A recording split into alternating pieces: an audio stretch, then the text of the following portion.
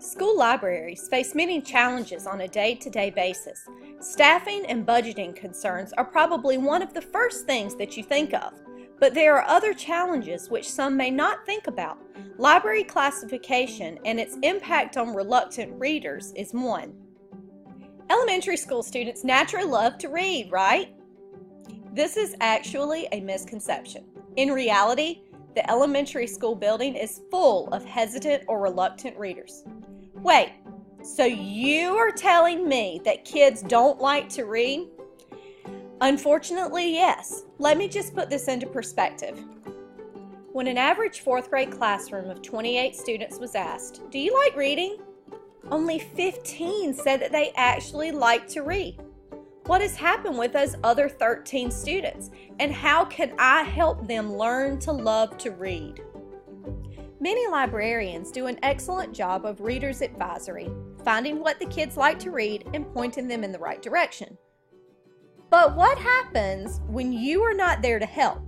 What is something that you can do to make the process easier for the students? The question arises, should libraries utilize Dewey or genres and subjects to classify books?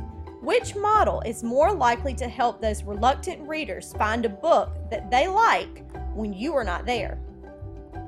Holly Butcher mentions a few reasons why schools should ditch Dewey and move to genre classification in her article, Dewey versus Genre Throwdown. Ditching Dewey means that children are not dependent on an adult to find the book they want. Using subject genre classification makes it easier for young readers to locate those dinosaur books that they want. Another reason to ditch Dewey in the elementary library is that decimals are not taught until later. In South Carolina, decimals are not taught until fourth grade. Students who have never seen decimals don't really understand how they work. And finally, today's kids are comfortable searching by keyword, and they are accustomed to the ease of access keyword searching produces. Why not make the library keyword friendly? If books are grouped by genre and subject, reluctant readers will be less overwhelmed when entering a library because they will know where their favorite books and topics are located. Julia Smith states, "Genrefying the library creates a student-friendly collection. Students find it easier to browse and select books when the collection is shelved by genre, and they prefer the independence of finding their own books without the need to ask for help." In this video, Follett, the leader in school library OPAC systems, highlights the benefits of genreification for everyone in the school, even teachers.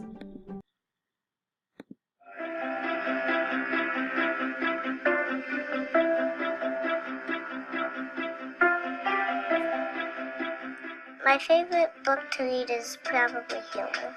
When you're sad, it can just cheer you up and make you smile. From April, I think it was spring break till now, kids are reading 10, 12 books before it was only 5 or 4. To me, that speaks that this process is worth it and that it is beneficial and that it increases the reading and it really, gets kids wanting to get books in their hands. Students are learning about different genres in the classroom, and they talk with one another about stories they want to read, or they fall in love with characters that they hear about. They will come into the library now, and instead of locating a book accidentally, they will be able to find a section that has all kinds of books available to them in that same genre that they are excited about. And they will have so many more choices, and it will be much easier for them to find books that they love. I like how you can say, I want to go to the sports section, and then you can find any book you want on sports, whether it's a novel or whether it's fiction, nonfiction. I think it really opens it up to them a little bit easier for accessibility.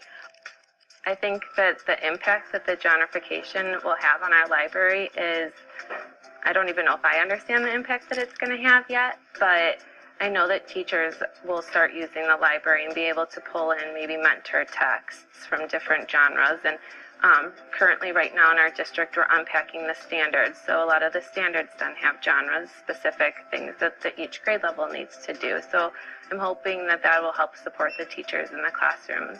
Teachers are very busy, and if they can just come to the library and have books that are easily accessible and available for them to bring into their lessons, I think that that will be a huge asset and a great way for them to enhance their teaching in the classroom. In the past, it's been difficult to find a text that goes with what I'm teaching. And even since the switch already this year, I've easily been able to identify something that I think would go along with what I'm teaching. And I've been able to do that without the help of another adult. I can come in here and find it easily myself. So if I can do it, I know that then my kids will be able to come in and do the same thing.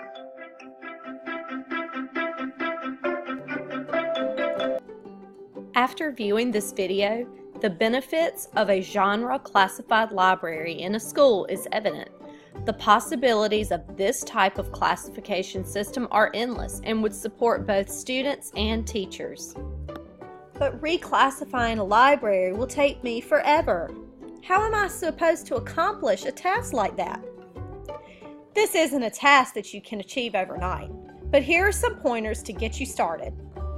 Start with your early reader or picture book section. Group those books by subject and add an easily recognizable spine label.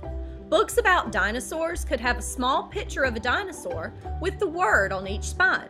But remember, this new system needs to make sense to young kids, not necessarily you.